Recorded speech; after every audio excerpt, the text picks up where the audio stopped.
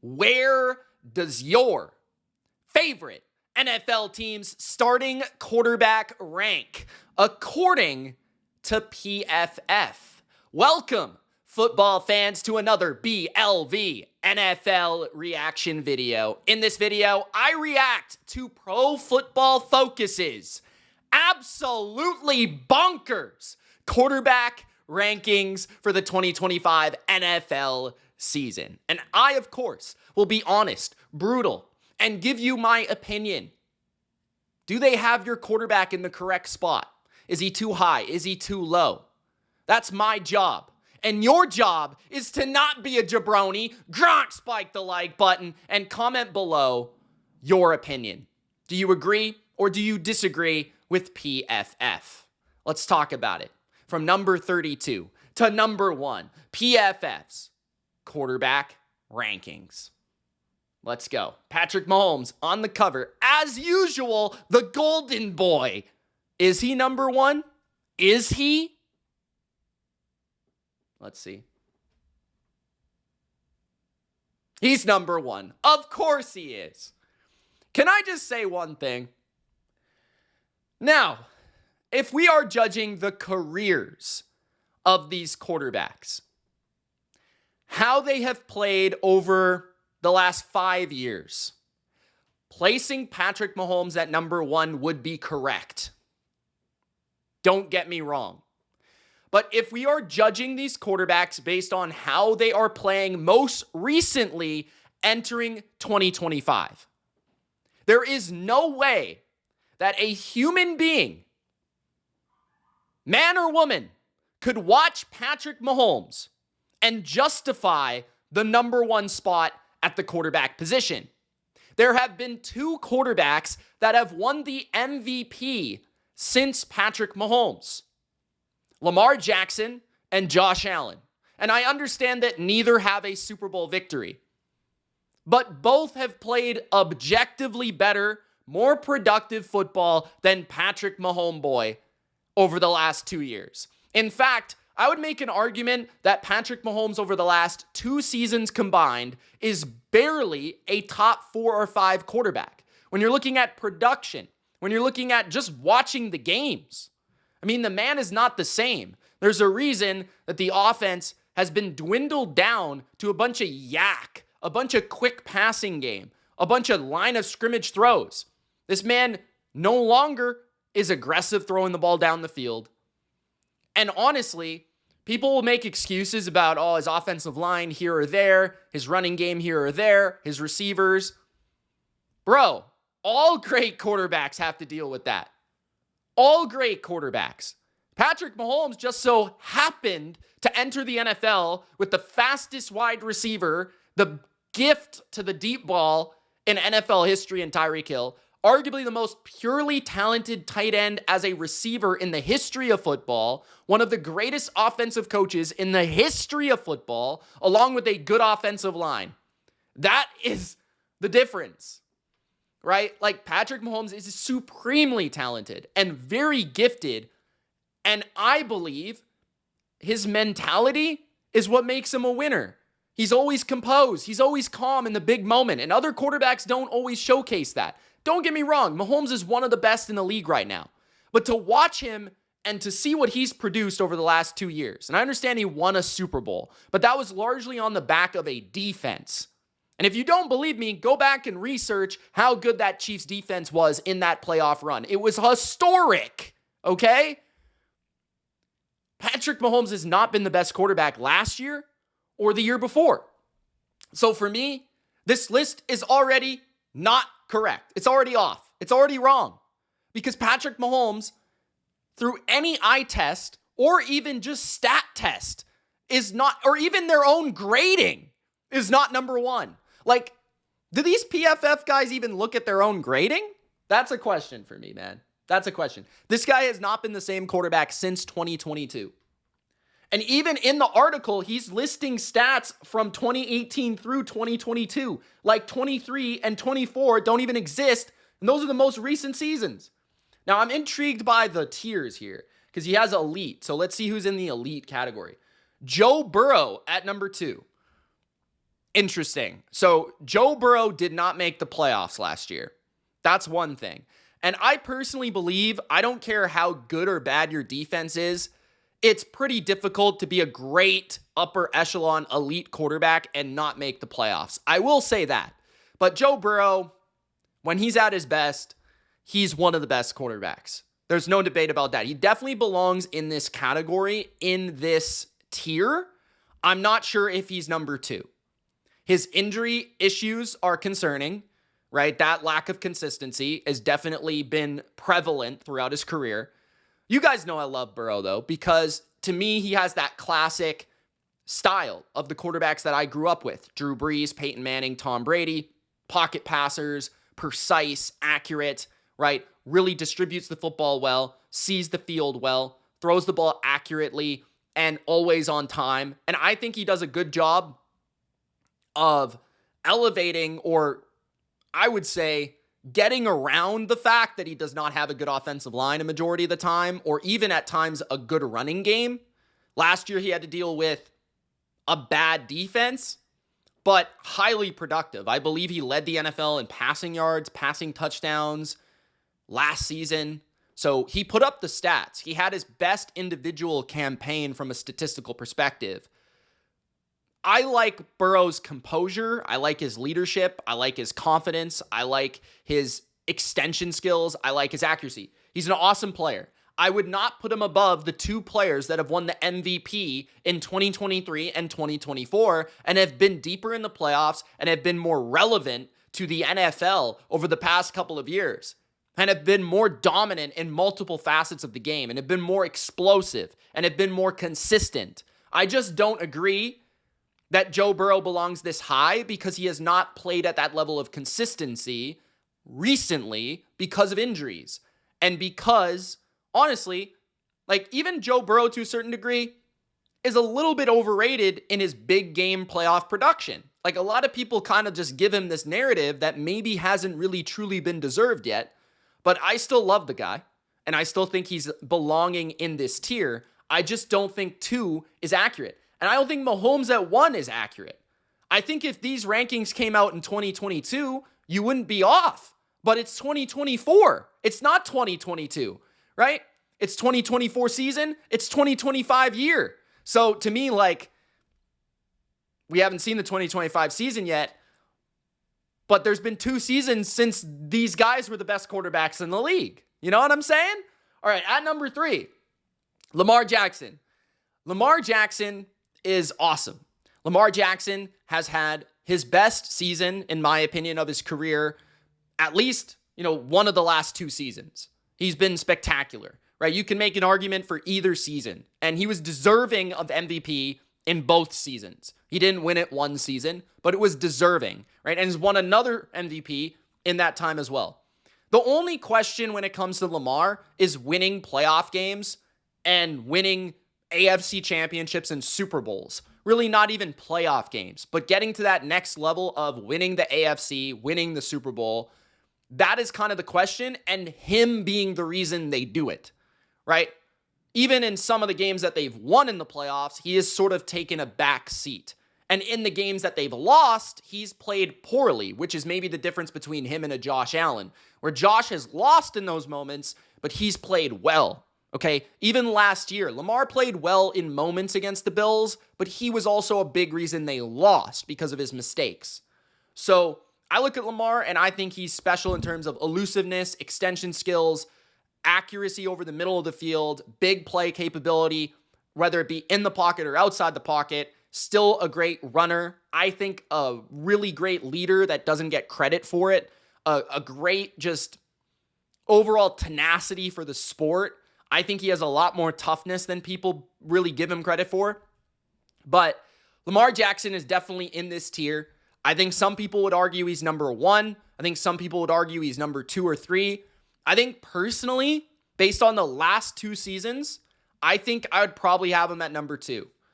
And that is where this list is already backwards. I would have number 4 and number 3 ahead of number 2 and number 1. That's my personal opinion, because these players have played better than the players above them. They have actually been,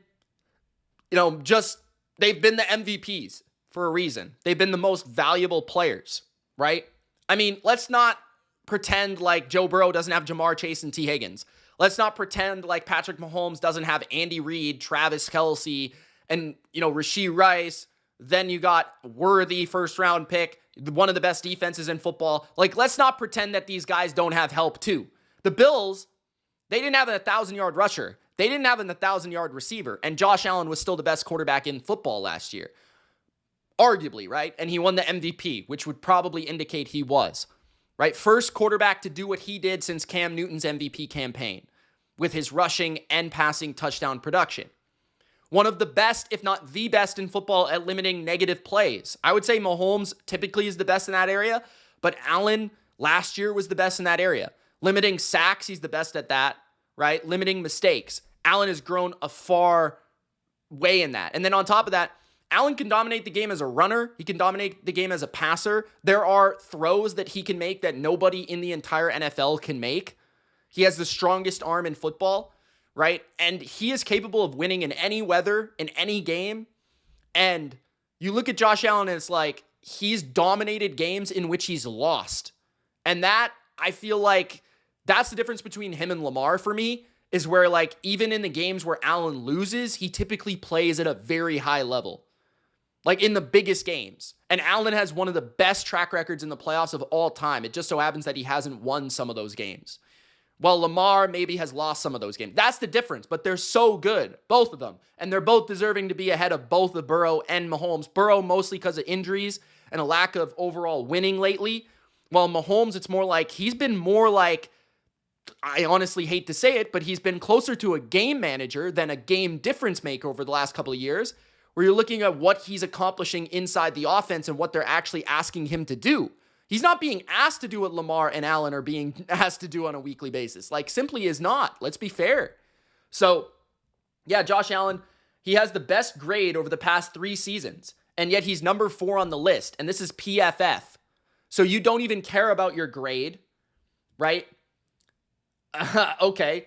Anyways, that is the elite tier, which I agree with. That is the elite tier in the NFL. I just disagree with the order, but those are the top 4 guys in the league and certainly deserve some time. You guys in the comments right now, rank the 4 best quarterbacks in football. These 4 quarterbacks, rank them from number 1 to number 4, who you would want on your team based on recent performance, not their careers, recent performance. High-end starters, tier 2. Jalen Hurts at number 5. Now, this is going to be a common ranking for Jalen Hurts. I personally don't agree because I feel like Jalen Hurts is not the driving force of the Philadelphia team. I feel like the driving force for them last year was their running game, Saquon, and their defense. They had the best defense in football and literally the best offensive line, best running back, and arguably the best duo of receivers in the entire NFL. So it's relatively easy compared to other players, especially Josh Allen, Lamar Jackson, to play on the Philadelphia Eagles. Compare what Josh Allen had to Jalen Hurts. And I know Josh is ahead of him, but I'm just saying. And there's going to be other guys in his tier that you could compare him to and be like, well, this guy's dealing with this and this guy's dealing with that.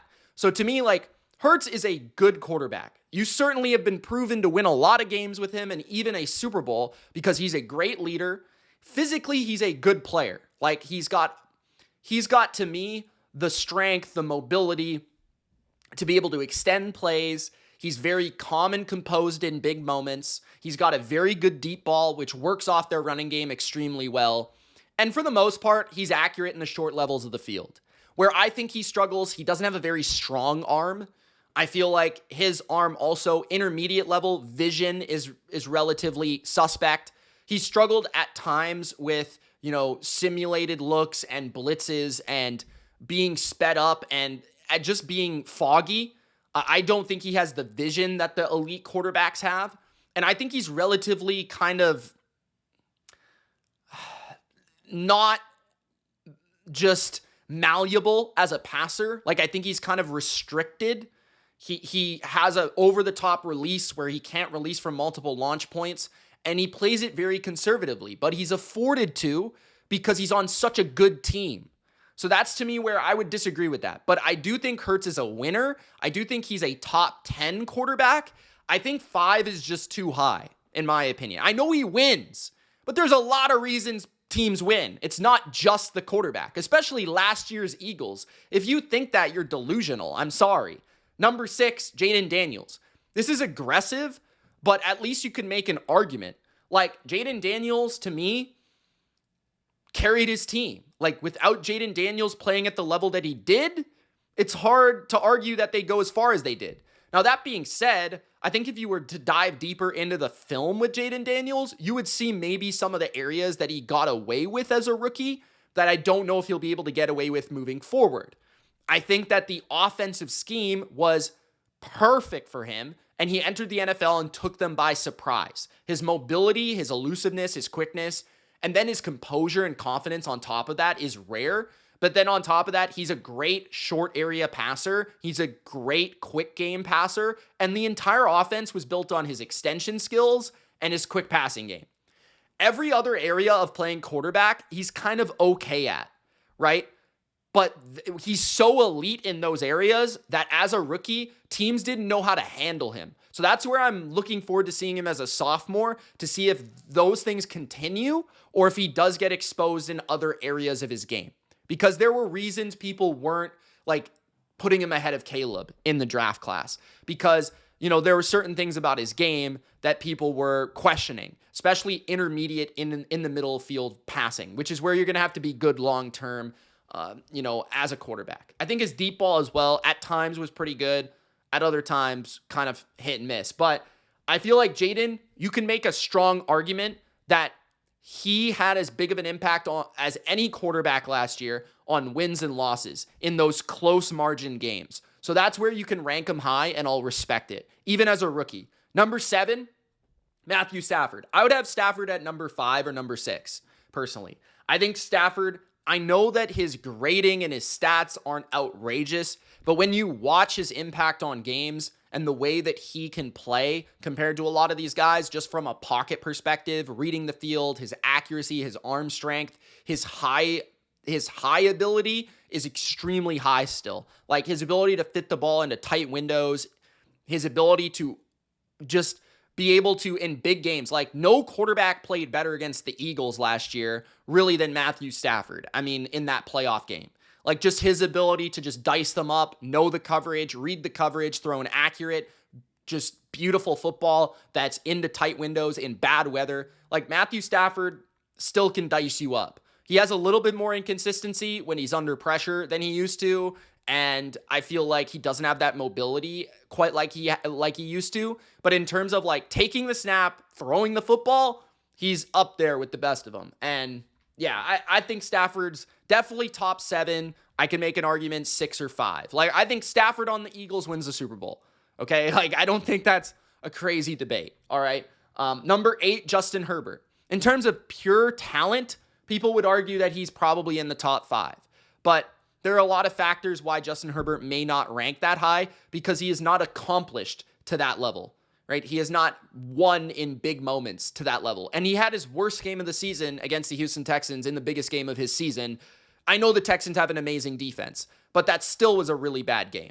And Herbert, great talent. Like, he's very accurate. He's got a very strong arm. He can extend plays. He throws lasers. He's one of the most accurate tight window passers in football.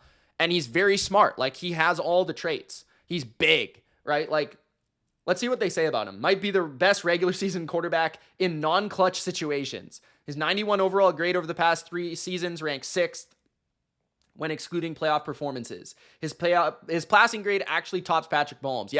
Okay, so Patrick Mahomes number 1. All right. In standard game situations outside of late game or high pressure moments, Herbert owns the 2nd highest passing grade in the league. So that's the thing with Herbert, right? Like, in high pressure moments, he hasn't been the same Herbert, which is where your concerns lie. So I understand why he's number 8. I think you could make an argument anywhere from number 5 through number 8, and that feels about fair to me.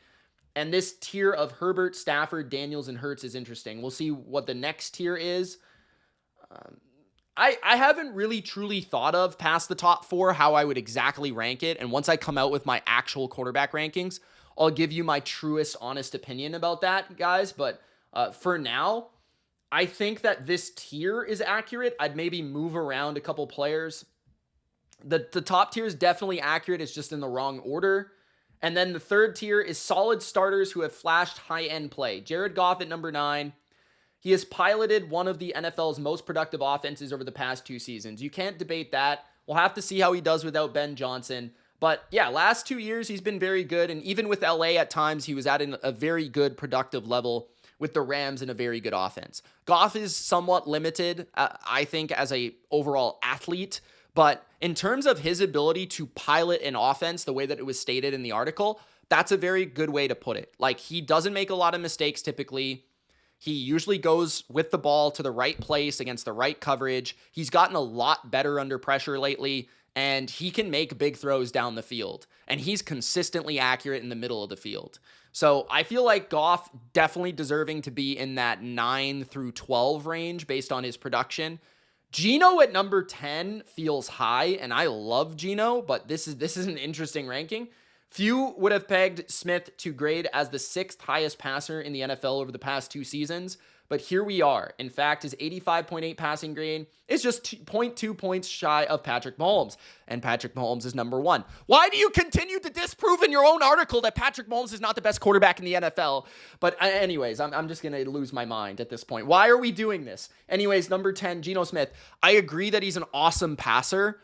I just have not seen Geno Smith be, winning playoff games, doing all that stuff, overcoming bad offensive lines, winning 10 plus games. Like, he's been a guy that's been around 9 wins a year. He's been a guy that has been, very productive, but also inconsistent, turnovers in the red zone, bad games outright in big moments, but also like very good passer, very accurate, very good in the pocket. There's no debate about that. I think sometimes he gets stuck on a read too much. I think sometimes he's a little too aggressive for his own liking and should be a little bit more conservative. But at number 10, Geno, that's a good shout. I just feel like that's a little too high. Brock Purdy at number 11. This is where everything becomes extremely interesting. Purdy, I would rank over Geno just because I think he's slightly better in the bigger games, bigger moments. He's just more of a baller or a gamer, if that makes sense. Purdy makes mistakes, but Purdy also in big moments, he can scramble around and make a play, or he'll thread the needle with a pass, or he'll avoid a sack or something. I feel like Purdy, or he'll make a ballsy throw that. So Purdy, yeah, things go wrong for him in moments, but at the same time, I feel like he definitely has been more productive than Geno, definitely has won more than Geno. In terms of his actual production profile, it's hard not to place him in the top 10. But where you kind of talk about him is the underlying metrics that they're probably going to discuss from Pro Football Focus, like big time throws, turnover worthy plays, the offense, the weapons, the coach, all that sort of stuff. Yeah, that's where things come into how good is Brock Purdy. But I think, he says may be a product of the system and surrounding talent, but he still led one of the NFL's most efficient offenses over the past 3 years. His play did slightly dip in 2024 with the injuries, alongside the 7th best PFF grade the past 2 years. Yeah, I would probably put him ahead of Geno. I would probably put him, he's right alongside Jared Goff in that same tier. I'd have him below this tier for sure, but he's right at the top of this tier, I think. He's 9 through 13, 14. I think that's pretty fair. And Purdy's also a very smart player too. Number 12, solid starters, but they need more help. Jordan Love. Okay, so this is the thing, right? The ranking so far that stands out the most as the most egregious is Baker Mayfield being at number 13. And Jordan Love being ranked ahead of him almost gives you the indication that this guy that wrote this article did not watch the NFL last year. How could you... This guy that made this article might have not watched the NFL for the past 2 years. Baker Mayfield being below Jordan Love, Patrick Mahomes being number 1, despite you continuously listing statistics where he's not number 1. And Jordan Love, when ranking quarterbacks in this tier, it's almost a dart throw trying to predict their level of play. I mean, what about Baker the last 2 years leading the NFL in passing touchdowns? Are we just going to look past that? Are we just going to say that didn't happen? What are we talking about? Baker Mayfield is a lot better than Jordan Love. I'm sorry. He is. He's smarter. He's more accurate. He's played better in bigger games. He's been really good in the playoffs.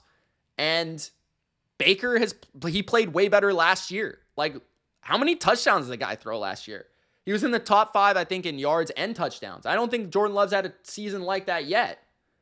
And he's been working with multiple coordinators over the past multiple seasons. I don't know what Baker has to do to rank inside the top 10.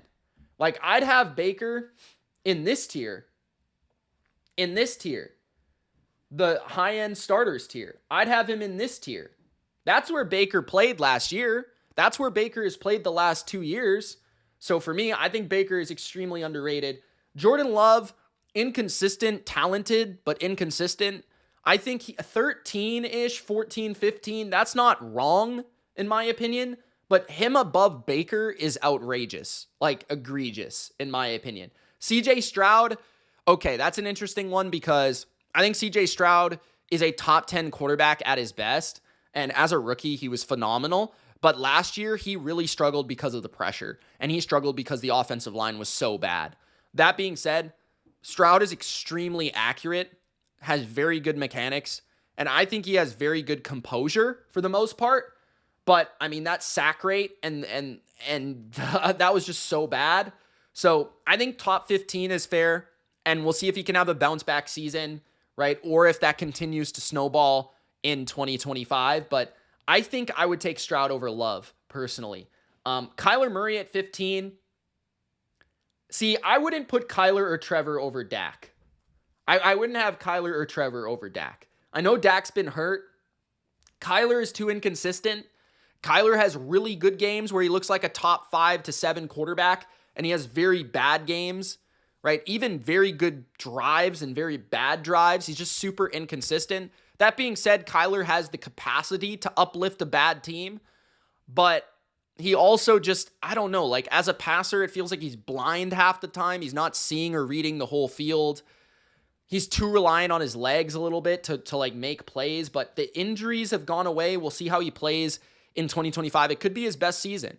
So Kyler around this range makes sense. I just feel like ahead of Dak, like Dak's been far more productive. He's a far smarter player. So what they say about Dak, Dak remains the epitome of a quarterback who thrives against weaker opponents but falters when the competition stiffens. He earned a 90 PFF grade in 2023, behind only Lamar, Josh Allen, and Patrick Mahomes before a late season collapse ended his MVP bid.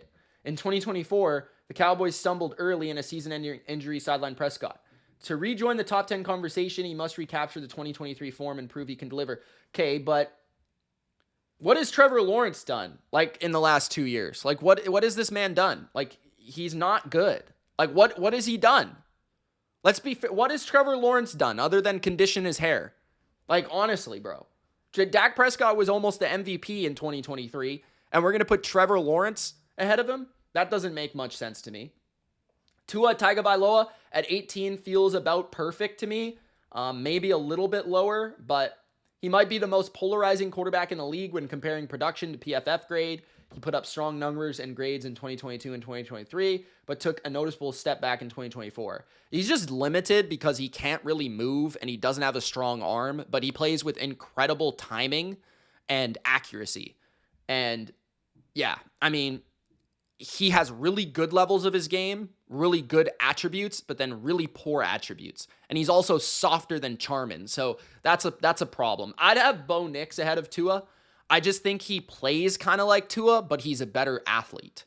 And he's younger, so he'll have to grow mentally to get to Tua's level from a timing perspective. But he has a stronger arm. He can throw the ball deep better. I feel like he can elude pressure better. I feel like he's just a better athlete. I'd have Bo Nix higher than this. I think I'd have Bo Nix at like 18, Tua maybe like 19. That being said, there's a couple of quarterbacks that I'm surprised aren't ranked a little higher. Bryce Young at 20 feels way too high. He had like a good 6-week stretch or whatever, but I'm not willing to put him at 20 after such a terrible season last year. In 20 as a rookie, he was absolutely atrocious, overwhelmed, looked way too small. Let's see what they say here. A Young completely turned things around from week 8 onward. He graded as the 13th best quarterback, earning an 83.2 over a 10-game stretch. It's a limited sample, so caution is warranted, but leading the NFL with a big-time throw rate while posting a 2.3 turnover rate is impressive. Yes, I agree. I really like Bryce's. I like Bryce at his best when he is extending and he is composed and he is seeing the field. He has very good vision. But physically, I don't think he's anything special. Mentally, he still has a ways to go. I think in the 25 to 20 range is accurate. I just think this is a little too high based on like 8 games. JJ McCarthy being ahead of Drake May makes no sense whatsoever. Like, I don't know how this makes any sense. I don't know who is making this list. What an absolute idiot. What an absolute dumb idiot, stupid idiot jabroni. What are you doing? JJ McCarthy has not played a single NFL game. I would not have Bryce Young ahead of Drake May, by the way, either, but that's just me. I am biased, but Drake May is going to be special. Let's just not forget it, okay? Drake May is a stud. He's got the arm, the elusiveness, the extension skills, the arm angles, the accuracy. Did this guy turn on a television? Did this guy turn on the actual games? Like, what is he doing? Is this an AI list? Like, who's ranking this? Do we actually watch Drake May with the worst team in the NFL last year making plays that play against the Titans? Come on, bro. Come on, man. He had the worst O-line in the league. His receivers couldn't freaking catch the ball. I mean, what are we talking about? And JJ McCarthy hasn't played a game. Like, let's be honest. Michael Penix at 23, Caleb Williams at 24. I don't know if I can disagree with that. Caleb was terrible as a rookie for the most part. Touted as generational talent by many, Williams underwhelmed as a rookie, earning just a 67.6 grade and posting only 5 single-game grades above 70. The talent is undeniable, but the NFL success will hinge on learning to find open targets and avoiding the habit of running around into pressure. Yes, I agree. That's a good little article there. Michael Penix, interesting. Let's see what they say. NFL sample size is small but promising. He had an 87.9 grade over 114 dropbacks, a number inflated by a dominant Week 18 performance that included 7 big-time throws. But the week prior, he had a 54.3 passing grade. Okay, interesting. So he could just be an inconsistent player moving forward, but I see the traits. He has a strong arm. He's big. He can move a bit. There's definitely enough traits there. Cam Ward at 25 is interesting as a rookie to put him that high. Sam Darnold at 26 is outrageous considering how good he played last season. Again, I don't know what this list is based off, if this is just his emotion, if this is how much he likes the player, if this is how much he hates the player. What is this based on? The stats, the grades, the vision, the film? What is this based on? Like, projection? I'm so confused. How is Sam Darnold 26 and JJ McCarthy's 21 and Michael Penix is 23. Sam Darnold played really well last year. He played really well last year. What is this based on? He had an 85.8 grade for the first 17 weeks. Yeah, he was damn good for most of the season until the late portions of the season. We know what his flaws are. He's bad under pressure, period. Like, he's bad under pressure. Russell Wilson, 27. Justin Fields, 28. That's way too high. 29, Joe Flacco. If you don't think Joe Flacco is better than Justin Fields, you're crazy. Anthony Richardson is not number 30. He's closer to 300. Okay, this guy is an absolute jabroni. Absolute jabroni. Number 31, Mason Rudolph. Okay, fair enough. Number 32, Tyler Shuck. Okay, I guess you can't really judge that one. 31, Mason Rudolph stinks. I would put Tyler Shuck ahead of Mason Rudolph. I'd put Tyler Shuck ahead of Anthony Richardson. Richardson is terrible. Number 29, Joe Flacco. I'd put him ahead of Justin Fields.